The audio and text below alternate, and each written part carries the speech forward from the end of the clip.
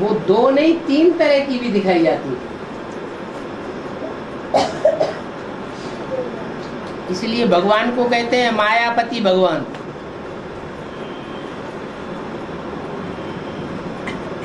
फिर कहते हैं सीतापति भगवान, फिर कहते हैं लक्ष्मीपति भगवान।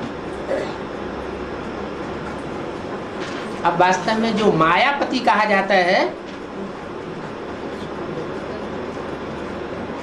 वो माया तो बेटी है या पति पत्नी का संबंध है? बेटी का संबंध है। अगर बेटी की नीयत खराब हो जाए बाप के ऊपर तो क्या कहेंगे? पत्नी बन जाएगी? पत्नी तो नहीं कही जाएगी। इसलिए वो संबंध तो एक तरफ रख दिया, बाकी रह गए 2। तो पत्नियों में भी, सीताओं में भी 2 प्रकार की सीताएं हैं। एक है ओरिजिनल और एक है आर्टिफिशियल। ओरिजिनल जो सीता है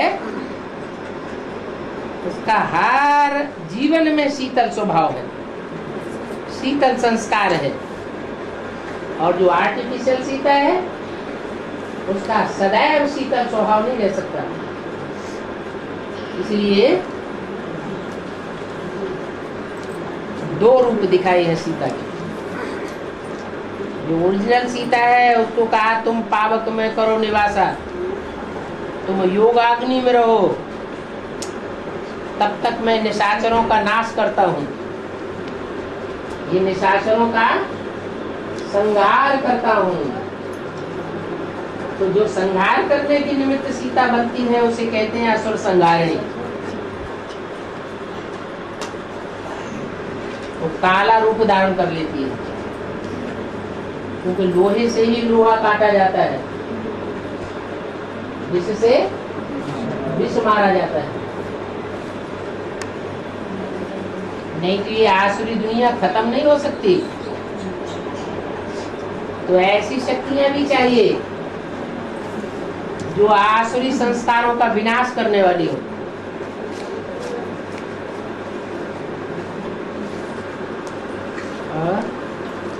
बाबा मुरली में बोला है कि गॉडलेस स्टूडेंट वाले भी मुरली मिस नहीं करेंगे।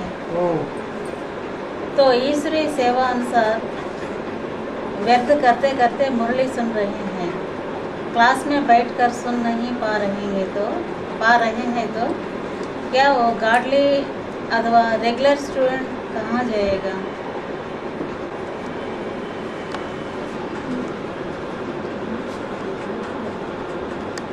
लंबा पूछ दिया। पूछना क्या चाहते हैं आपने समझ लिया? हमने भी नहीं समझा, उन्होंने भी नहीं समझा।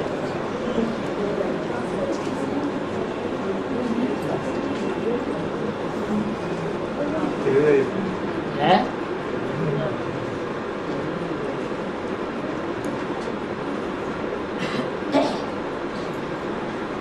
कि माता जी को किसी ने लिख करके दिया है, तो किसी ने पूछा है, वो तो जानता है कि क्या पूछना चाहता है। तो माता जी को पता ही नहीं है ये क्या है। बताओ क्या है माता जी?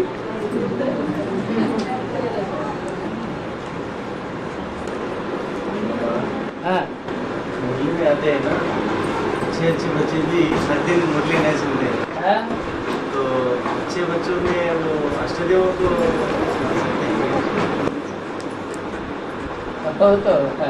को तो ऐसे नहीं होते मुरली का सुनते हो। जो अच्छे मुरली तो नहीं अच्छे तो नहीं हुए। ऐसे क्यों कहा? जो मुरली नहीं सुनते हैं वो अच्छे नहीं है। अच्छे हो सकते हैं लेकिन अच्छे नहीं हो सकते। और अष्टदेव तो अच्छे हैं।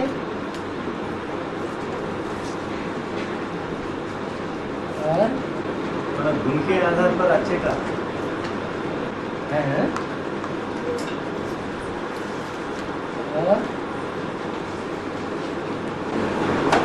माता जी पूछ रही है, सत्य त्रेता युग में रात दिन नहीं है ना, रात दिन दोनों नहीं है, वो समय कैसे बीतते हैं? समय कैसे कटता है? समय काटा जाता है दुख में या सुख में? समय कब काटा जाता है? दुख में समय काटा जाता है, सुख में तो समय काटा ही नहीं जाता। तो ये बात गलत हो जाती है कि सत्य को त्रेता में समय कैसे कटता है। अरे वहां तो खेलना ही खेलना है, आनंद ही आनंद है। चित्रकारी करते हैं, गीत गाते हैं, डांस करते हैं, भ्रमण करते हैं, गगन विहार करते हैं, है? जैसे यहाँ हवाई जहाजों में घूमते हैं जो लोग, उनको टाइम पास कैसे होता है पता ही नहीं चलता कि टाइम कहाँ चला जाता है। और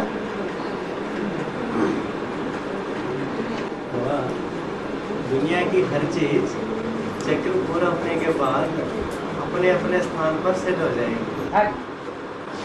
साइंस में और बाबा भी कहते हैं कि ये जो चांद है, अभी एक बात हो रही वो सुन लीजिए। जो चांद है हाँ जी, वो चांद तो पृथ्वी से ही निकला है। हाँ, बना ये पूरा विनाश होने के बाद यह चांद पृथ्वी में मिल जाएगी। उपग्रह कहा जाता है। हाँ जी, ग्रह का उपग्रह माने पृथ्वी जो ग्रह है उससे निकला हुआ है टुकड़ा, इसलिए पृथ्वी के ही चक्कर काटता है। प्रशांत महासागर है, उस गड्ढे में वो चंद्रमा ऐड हो जाएगा।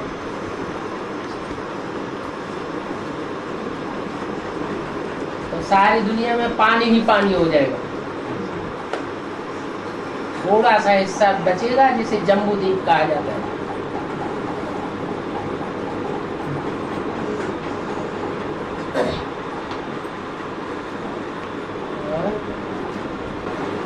बाबा कहावत है, पेट का भूख और काम के आग सब पाप कर्म करा देता है।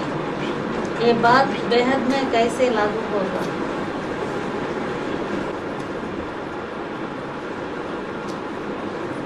पेट की भूख है वो तो हद की बात है, और काम की आग स्थूल पेट में लगती है, यह बेहद के बुद्ध रूपी पेट में लगती है। बुद्ध रूपी पेट में काम की आग लगती है तो पाप कर्म करा देती है। और माता जी, समुद्र एक ही है ना? है? समुद्र एक ही है ना? सप्त समुद्र कहते हैं क्योंकि 7 महाद्वीप हैं और 7 महाद्वीपों के बीच बीच में पानी भरा हुआ है, तो 7 समंदर अलग अलग कहे जाते हैं। पृथ्वी तो एक ही है, लेकिन पृथ्वी के जो टापू हैं वो अलग अलग हैं, क्योंकि बीच में चारों तरफ एक एक टापू पे पानी भरा हुआ है। जैसे अफ्रीका है तो अफ्रीका के चारों ओर पानी भरा हुआ है। एशिया महाद्वीप है, उसके चारों ओर पानी भरा हुआ है। दक्षिणी अमेरिका है, उसके चारों ओर पानी भरा हुआ है। अब है तो दक्षिणी अमेरिका, चाहे अफ्रीका, चाहे ऑस्ट्रेलिया, है तो ये सब पृथ्वी ही, लेकिन पानी से उनके हिस्से अलग अलग कर दिए गए। इसलिए जैसे 7 महाद्वीप अलग अलग हो जाते हैं, ऐसे ही सागर भी 7 अलग अलग नाम दे दिए गए।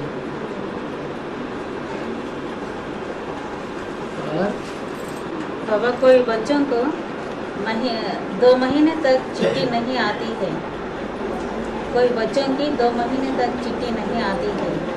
बाप समझते हैं वो बच्चा मर गया। ये बात मधुन वाले के लिए लागू होती है क्या? चिट्ठी की बात तो उस समय की कही जबकि मोबाइल फोन नहीं थे। ईमेल नहीं भेजा जाता था, वायरलेस नहीं होता था,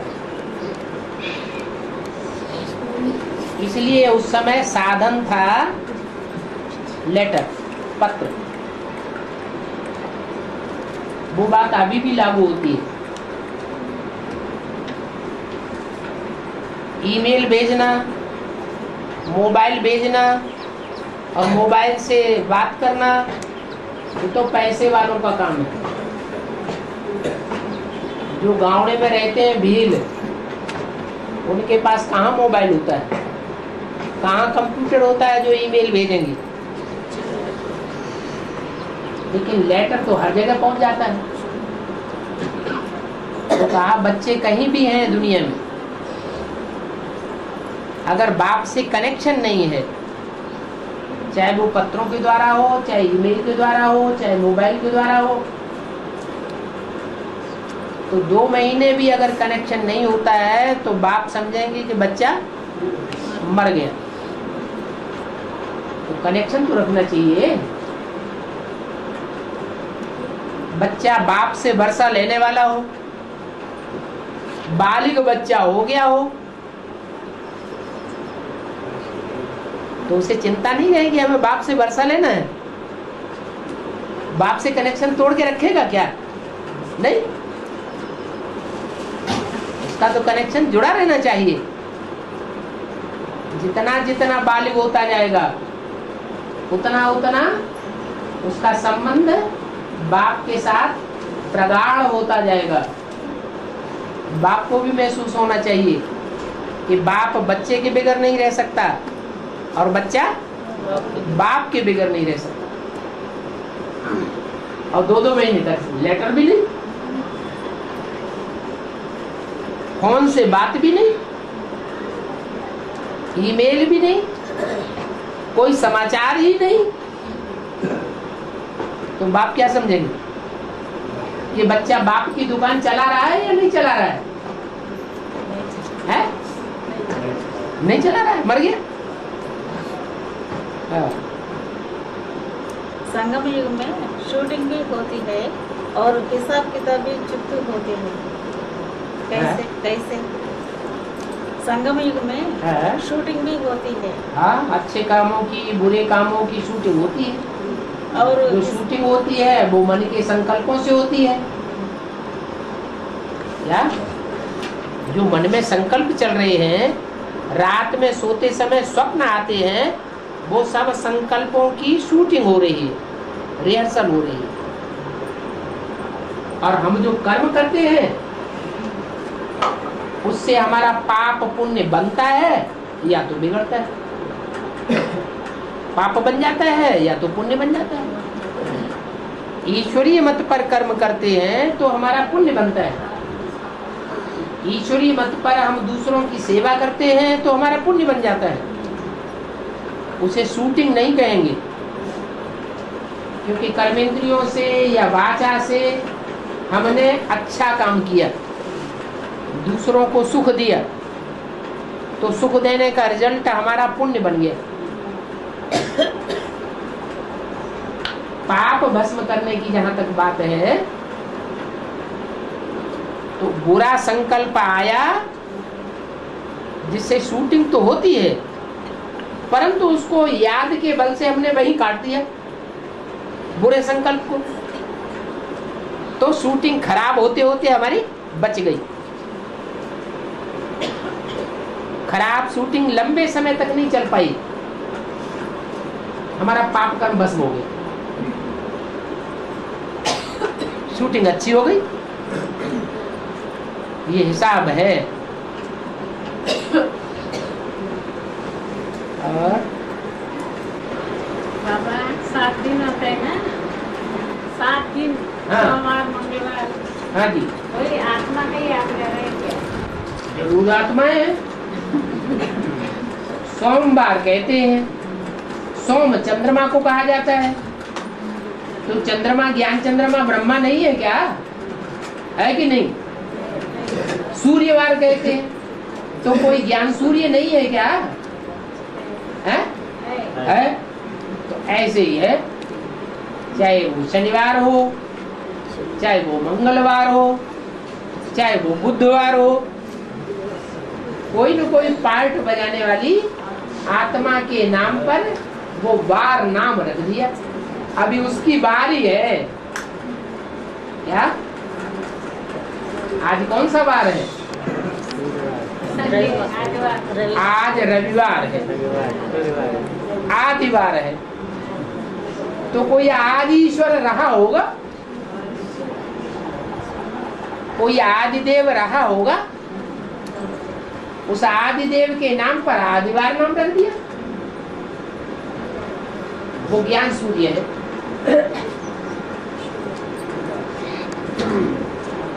तो उसकी बारी है आज, इसलिए आदिवार है। फिर सूर्य के बाद किसकी बारी है? चंद्र की बारी है। उसे सोम कहा जाता है, सोमरस, सोमरस पिलाने वाला सोमदेव। शास्त्रों में लिखा है चंद्रमा पर अमृत बरसता है? अब 69 में वैज्ञानिकों ने खोज की, चंद्रमा पर गए, वहां कोई अमृत बमृत नहीं मिला, पानी भी पीने को नहीं मिल रहा है, ऑक्सीजन भी नहीं है, हवा भी नहीं है। कैसे जाते उधर? कैसे जाते उधर?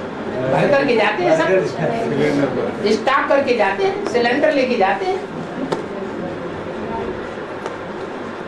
तो वो हद की बात, वो हद का सोम चंद्रमा है। लेकिन ज्ञान का रस देने वाला, असली सोम रस देने वाला, अमृत रस बरसाने वाला, वो ज्ञान चंद्रमा ब्रह्मा है।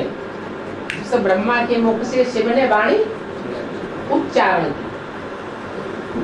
अब उस वाणी को कोई अपना बनाए या न बनाए, वाणी तो उसने सुनाई, ब्रह्मा के मुख से वेदवाणी आई। उस वेदवाणी को कोई मनन चिंतन मंथन करे या न करे। भोजन तो भगवान दे रहा है, सबको देता है, मनुष्यों को भी देता है, कीड़े मकोड़ों को भी देता है, जानवरों को भी देता है, पेड़ पौधों को भी भोजन मिलता है। कोई मिले हुए भोजन को ज्यादा चबाता है और कोई नहीं चबाता है। तो चबाने से खून बनेगा या बिना चबाए खून बन जाएगा? चबाने से खून बनेगा। ऐसे ही सोमरस है, चंद्रमा के द्वारा वो सोमरस मिलता है, वो वेदवाणी मिलती है। अब जो मनन चिंतन मंथन करेगा वेदवाणी का, ब्रह्मा के महावाक्यों का, जिनके लिए कहते हैं ब्रह्मम वाक्यम जनार्दनम, ब्रह्म वाक्य है, पत्थर की लकीर है। लेकिन कैसे पत्थर की लकीर है, उस बात पर गहराई से विचार करना पड़ेगा।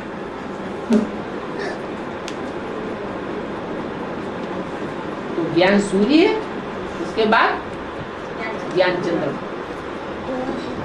पृथ्वी के पास, पृथ्वी के प्राणियों के पास ये दो बड़ी उपलब्धियां हैं।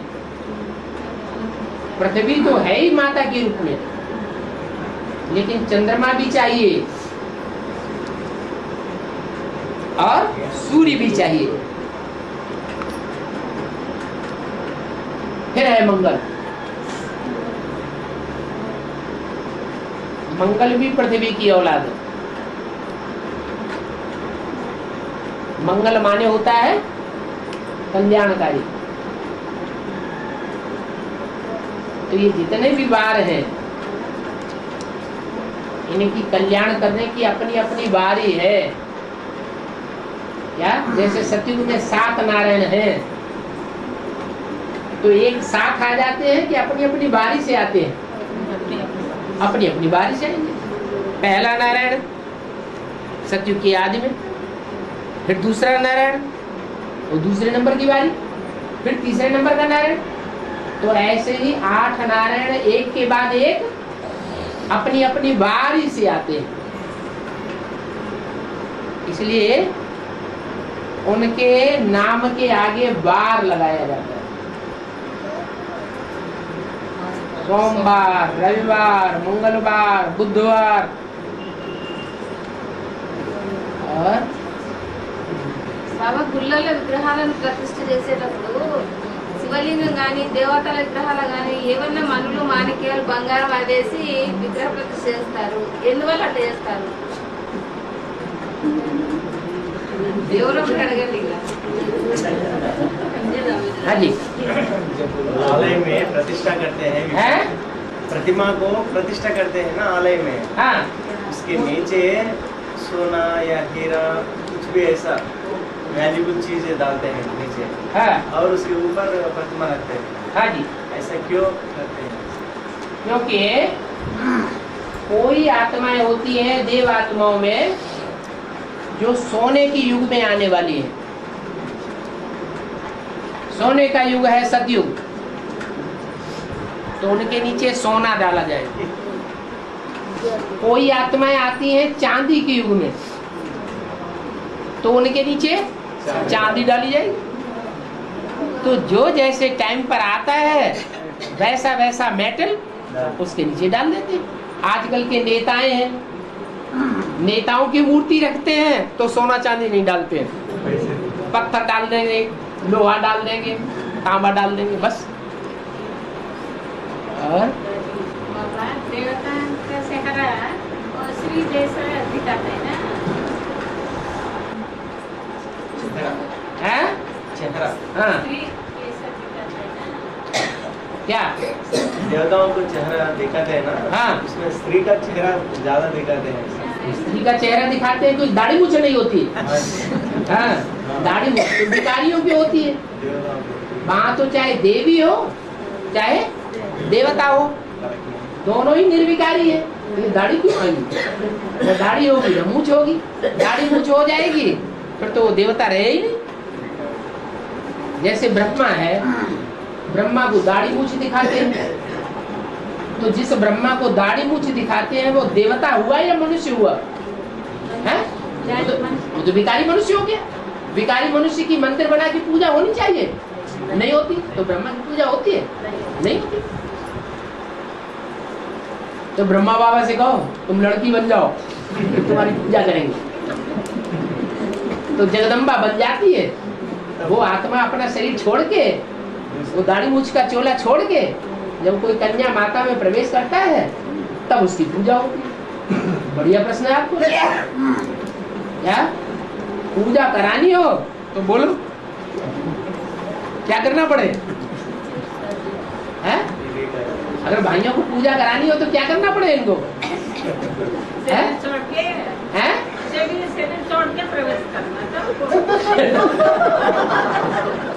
शरीर छोड़ के प्रवेश तो ब्रह्मा ने किया। हाँ वो ब्रह्मा ने जो शरीर छोड़ करके प्रवेश किया वो संपूर्ण स्टेज नहीं है।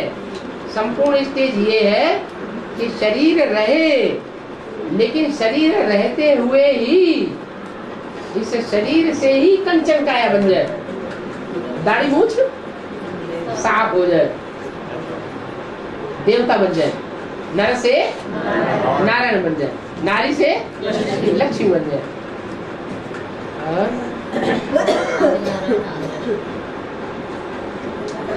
బాబా ప్రకృతి అంటేనే స్త్రీ అంటారు కదా, మన పంచతత్వాలను రకరకాలుగా అంటే స్త్రీలు పురుషులుగా రెండు విధాలుగా గంగాదేవి అని చెప్పేసి, భూదేవి అని చెప్పేసి, మళ్ళీ వరుణదేవుడు, గాలి దేవుడు, అగ్నిదేవుడు అని వాళ్ళ ముగ్గురిని పురుషుల పేరు మీద పూజిస్తున్నారు. ఎందుకని? ఎవరు వాళ్ళు?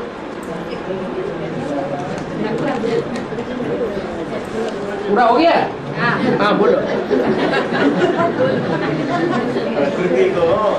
प्रकृति को तो स्त्री का रूप में दिखाते हैं, लेकिन जो पंचतत्व है उसमें तो अलग अलग देवताएं हैं, पुरुष भी है, पुरुष भी है, पवन देव है, वरुण देव है, हाँ, तो हाँ? ऐसा ऐसा क्यों हो गए?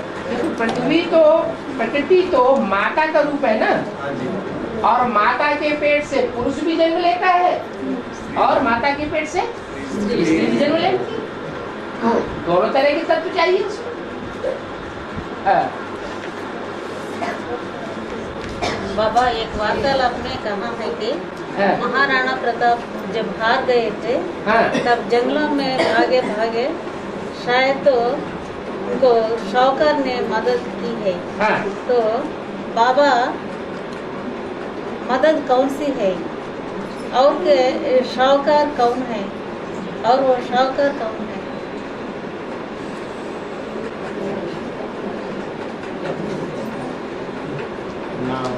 राणा प्रताप ने जब महाराणा प्रताप तो कलयुग की बात हुई, जब वहां तो शिव बाबा होता नहीं। नहीं, हाँ। जब हारा था, हाँ। जंगलों में फिरते थे, हाँ। उस समय एक शाहूकार ने आकर उसको मदद दी है। हाँ। वो मदद क्या है? राज्य में जिस साहूकार ने बहुत कमाई की, हाँ जी। बहुत धनवान बन गया, तो महाराणा प्रताप के राज्य में उसको संरक्षण मिला होगा ना अपनी कमाई करने के लिए। हाँ जी। तो उस साहूकार ने वक्त आने पर महाराणा प्रताप को सहयोग दे दिया। तो शाहूकार का नाम पूछ रहे माता। नाम ये पाठ प्रत्यक्ष होना, ये बाबा का काम नहीं, ये बाप दादा कागज पर या बोर्ड पर लिख करके बतावेंगे नहीं कि महाराणा प्रताप कौन बनेगा, उसको सहयोग देने वाला साहूकार कौन बनेगा। ये तो अपने अपने कर्म से, अपनी अपनी वाचा से, अपनी दृष्टि से, वृत्ति से अपने आप अपने पार्ट को प्रत्यक्ष करेंगे, यहाँ ही प्रत्यक्ष कर देंगे। బాబా నారదుని శాస్త్రాల్లో కృతయుగం, త్రేతాయుగం, ద్వాపరయుగం 3 యుగాలు చూపించారు, కానీ కలియుగంలో నారదులు ఎక్కడ పోయినాడు? नारद को हाँ। सतयुग में, त्रेता युग में, द्वापर युग में भी दिखाए हैं, हाँ। लेकिन शास्त्र में कलयुग में नहीं दिखाए। नारद को कलयुग में नहीं दिखाया, हाँ जी। क्योंकि कलयुग में उनके घूमने फिरने के लिए देवताएं तो कोई रहते नहीं। हाँ, असुर होते हैं सिर्फ कलयुग में, सिर्फ असुर दिखाए गए हैं। लेकिन जो नारद की बात है, न सतयुग की बात है, न त्रेता की, न द्वापर की, न कलयुग की, वास्तव में कहाँ की बात है? संगम युग पर 4 युगों की शूटिंग होती है। तो 4 युगों की जहाँ शूटिंग हो रही है, उस पीरियड में नारद अर्थात नार माने ज्ञान जल, द माने देने वाला, जो दूसरों को ज्ञान का जल देता है, सच्चाई प्रसारित करता रहता है। सत्य क्या है, असत्य क्या है, वो बताता रहता है, उसको नारद कहा जाता है। और बाबा हाँ। जो कन्या है अनिश्चय पत्र लिखकर हाँ। घर जाकर शादी कर ले रही है, हाँ। वे कन्याएं 16,000 की लिस्ट में आएंगी क्या? आएंगी, लेकिन दास दासी बनेगी। अगर सरेंडर होने के बाद वापस चले गए और वापस जाने के बाद साधारण व्यक्तियों की, साधारण परिवारों की जो ज्ञान में नहीं चलते हैं, उनकी खातिर खुशामदी करने लगे, तो 16,000 की लिस्ट में तो आवेंगे, लेकिन जो प्रजा वर्ग की आत्माएं होंगी उनके दास दासी बनना पड़ेगा। क्यों? यहाँ उन्होंने सीटिंग ऐसी कर दी।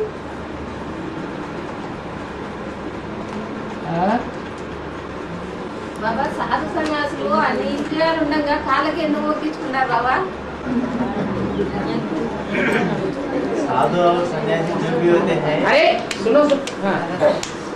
साधु और सन्यासी जो भी होते हैं, उसको पाँव को ही वो नमन करते हैं सब भक्त लोग। हाँ। ऐसा पाँव को ही क्यों पकड़ते हैं सब? हाँ। श्रेष्ठ इंद्रिय भी है ना, हाँ। और इंद्रिय भी है ना, हाँ। तो उसको इम्पोर्टेंस नहीं देते। उनको इम्पोर्टेंस नहीं देते, क्योंकि उन्होंने पाँव से चला जाता है, पहुंचा जाता है। तो ये बुद्ध रूपी पाँव भी जो है वो पहुंचने वाली चीज है। कहते हैं हमारे गुरु जी के पहुंच जहां तक है वहां तक आप नहीं पहुंचेंगे। तो पहुंचने का काम पांव से होता है, बुद्धि से भी पहुंचने का काम होता है। इसलिए उनके पांव जो है वो पूजन करते हैं, क्योंकि वो लोग समझते हैं क्या हम बुद्धि से ही दुनिया का कल्याण करते हैं क्या, इसलिए उनके पांव पूजे जाते हैं। वास्तव में वो पांव उनके पवित्र नहीं होते हैं, पांव में भी धूल लग जाती है। ये तो ईश्वर की बुद्ध रूपी पांव है जिसमें देह अभिमान की धूल कभी भी नहीं लगती है, और वो पूजने की बात नहीं है।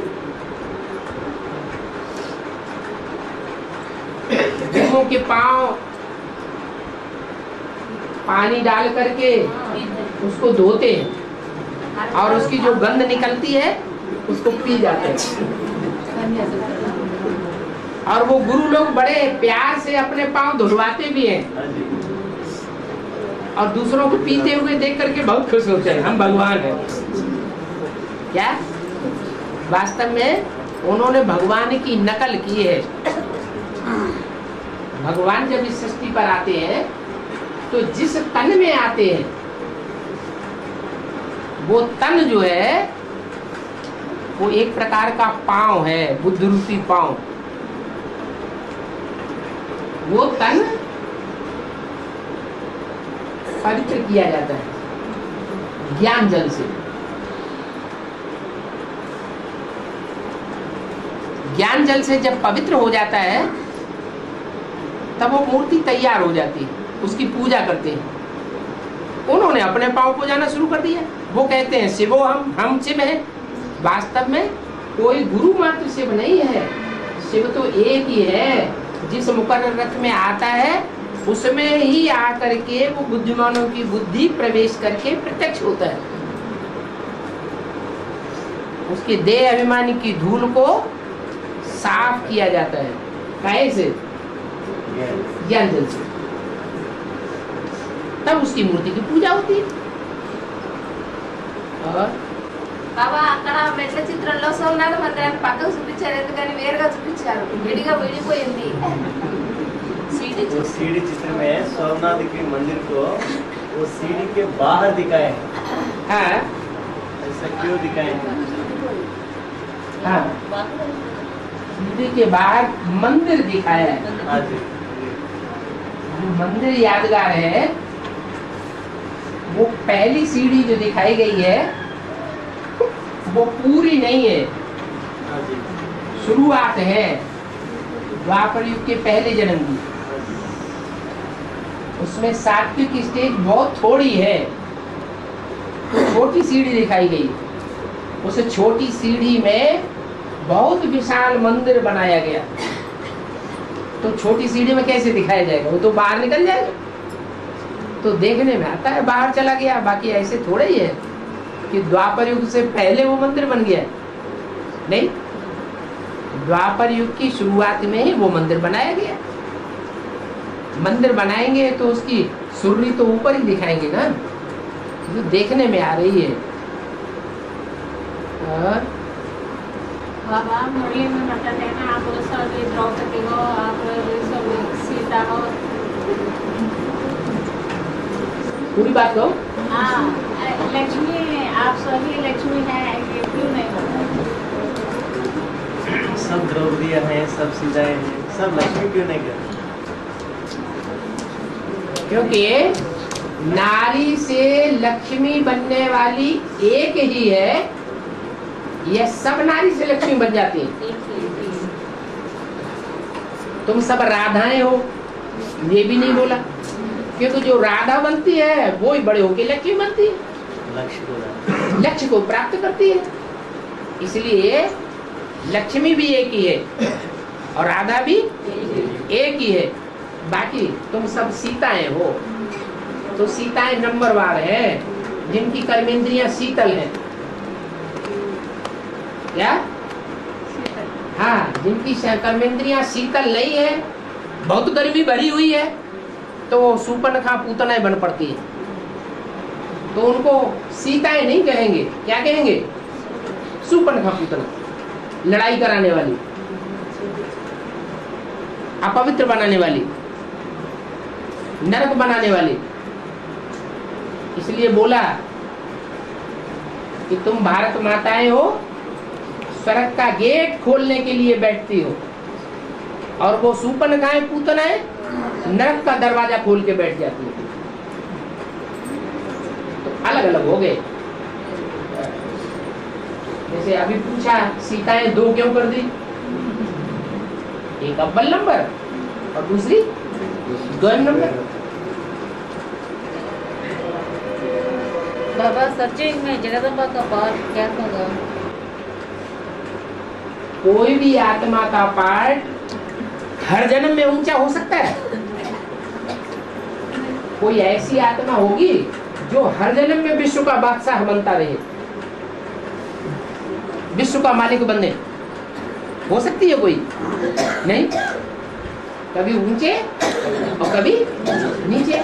तो ऐसे ही जो जगदम्बा कही जाती है वो संगम युग में सारे जगत की अम्बा बन गई, सारे जगत से मान मर्तबा लेने वाली बन गई, लक्ष्मी से भी मान मर्तबा लेती है। क्या?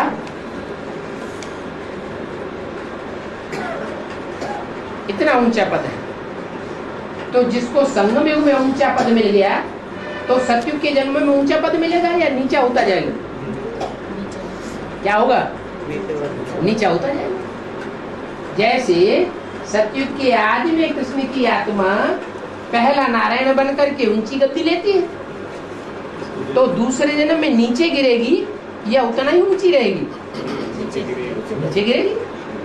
8वें जन्म में जाकर के इतनी नीचे गिर जाती है कि राम का बाप बनकर के साहूकार बन जाती है।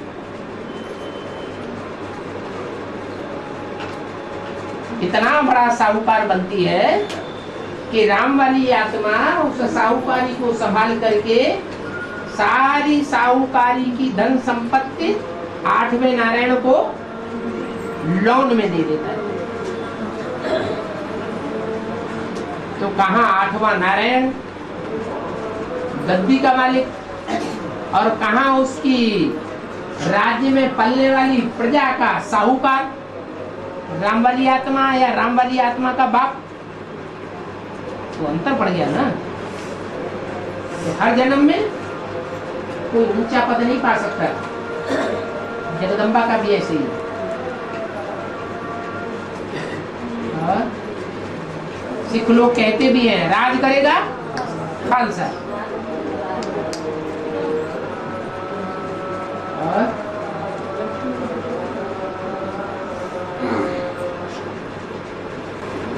और सरेंडर हुई आत्माएं जो है वो प्रजा वर्ग में साहूकार बनते हैं क्या? सर अंदर जब से सरेंडर हुए तब से लेकर के जब तक दुनिया का विनाश हो तब तक सर अंडर बना रहे। सर ऊंचा ना उठ जाए, हम नहीं करेंगे, हम नहीं मानेंगे, ऐसा नहीं करेंगे, वैसा नहीं करेंगे। तो सर अंडर है या ऊपर है? ऊपर हो गया। तो सर अंडर ही बना रहे, माने सदैव श्रीमत पर ही चलते रहे, कोई और की मत पर न चले, तो राजा ही राजा बनेंगे। लेकिन ऐसा होता नहीं है, क्योंकि माया किसी को छोड़ती नहीं। और బాబా ఆత్మ శరీరం వదిలేటప్పుడు వృత్తిలో నుంచి వెళ్ళిపోతుంది అన్నారు కదా, మళ్ళీ జన్మ తీసుకునేటప్పుడు కూడా ఏ విధంగా జన్మ తీసుకుంటుంది, ఎలా ప్రవేశిస్తుంది గర్భంలోకి? जब आत्मा शरीर छोड़ते हैं वो वृद्धि से ही जाएगी ना। फिर जब गर्भ में प्रवेश करते हैं तो किसा कैसे प्रवेश करेगा? आत्मा अति सूक्ष्म होती है, इतनी सूक्ष्म होती है कि शरीर के अंदर लाखों छिद्र हैं। क्या? लाखों की तादाद में छेद हैं, वो छेद से भी छोटी आत्मा है। इस मस्तक में भी कितने छेद हैं, उनसे भी छोटी आत्मा है। हाँ, ये कहेंगे जो ऊंची स्टेज की आत्मा होगी वो ऊंचे स्थान से निकलेगी, और जो आत्मा अर्थात मन बुद्धि रूपी आत्मा शरीर छोड़ते समय उसकी बुद्धि भ्रष्ट अंगों में लगी हुई होगी, तो कहां से शरीर छोड़ेगी? भ्रष्ट अंगों से ही शरीर छोड़ेगी। तो अंतमते सोगति होता है, और अंतमते वही होता है जो सारे जीवन का पुरुषार्थ होता है। वो सारे जीवन का पुरुषार्थ फिर अंत में तौला जाता है। अगर अच्छे से अच्छे कर्म रहे हैं, यहां से निकलेंगे। नीचे कर्म रहे हैं, वहां से निकले।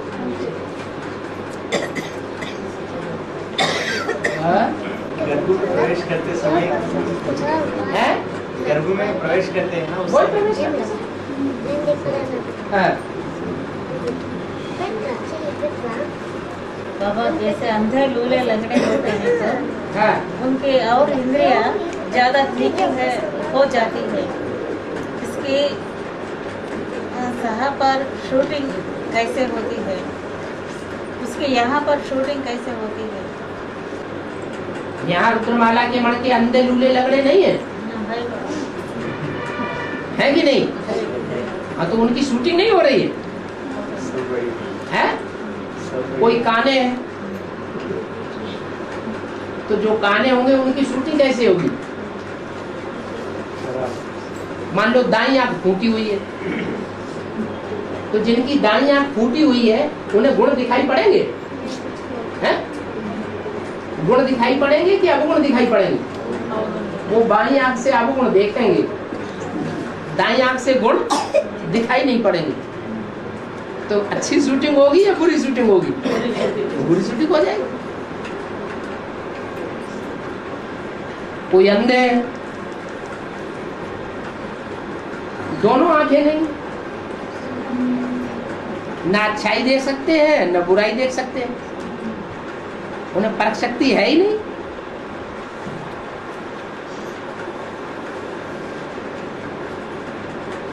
तो प्राप्ति भी वैसी होगी। हाँ, दूसरी इंद्रियां उनकी तीखी हो जाएंगी। कोई अंधे ऐसे होते हैं आंख से चेहरा नहीं देख पाते क्योंकि आंखों के अंधे हैं, लेकिन कोई का हाथ ऐसे पकड़ ले तो नाम बता देंगे ये वो आदमी है। माने उनकी स्पर्श शक्ति तीखी हो जाती है और इंद्रियों में ज्यादा ताकत आ जाती है।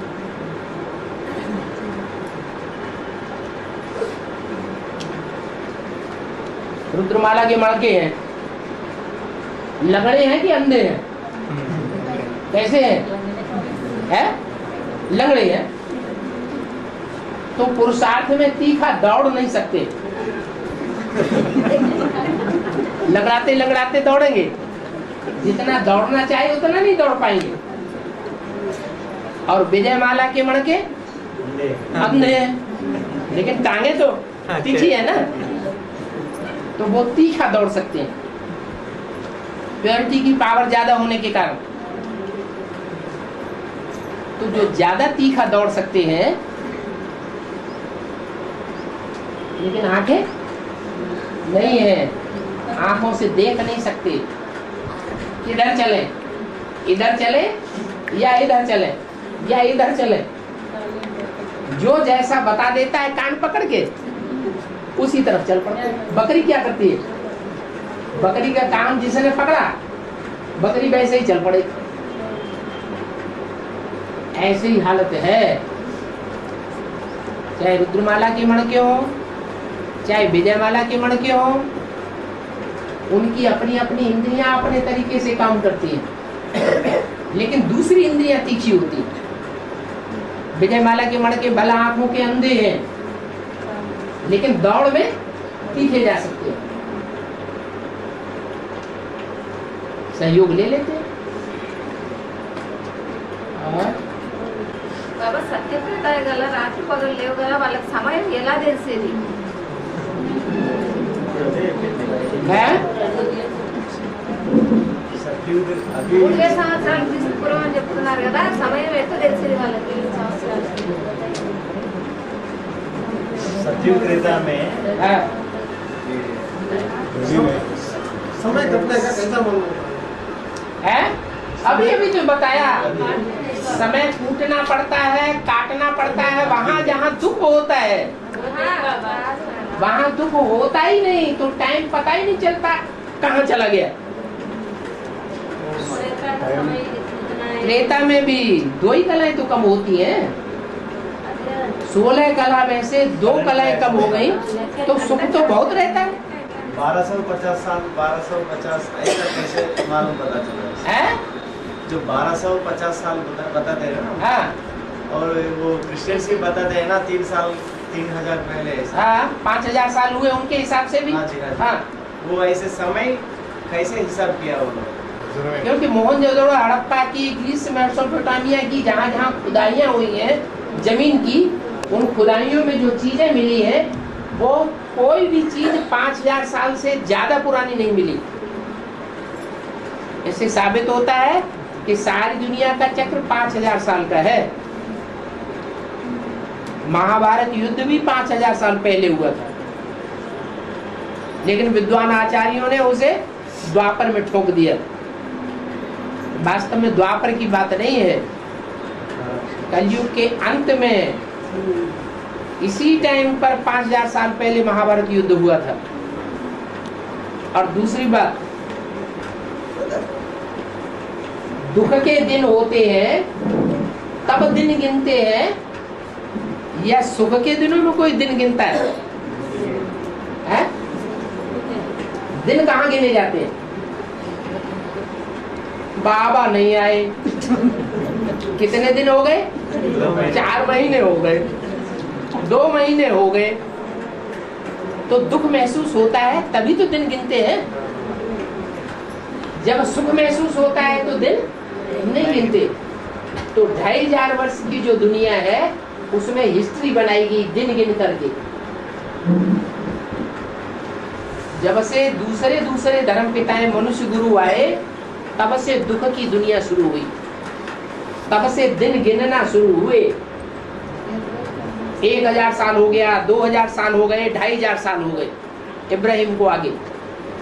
उससे पहले का किसी को पता ही नहीं है। क्यों पता नहीं है?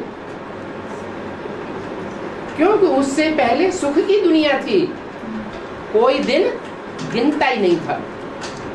तो 2500 साल दुख की दुनिया के दिन गिन लिए, तो सुख की दुनिया भी तो कभी रही होगी।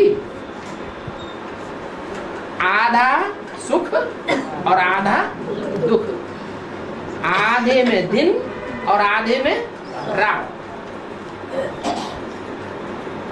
ऐसे ही ब्रह्मा का दिन आधा और ब्रह्मा की रात आधी। 2500 वर्ष है नरक और 2500 साल है स्वर्ग। ऐसे नहीं कि दुनिया में हमेशा नरक ही नरक रहता है, ऐसे भी नहीं हो सकता कि दुनिया में हमेशा स्वर्ग ही स्वर्ग रहे। नहीं, आधा आधा है। फिर अपने अपने कर्मों के आधार पर जो जितना भगवान के बताए हुए रास्ते पर ज्यादा चलेगा उसको ज्यादा सुख महसूस होगा, दुख की दुनिया में भी सुखी रहेगा।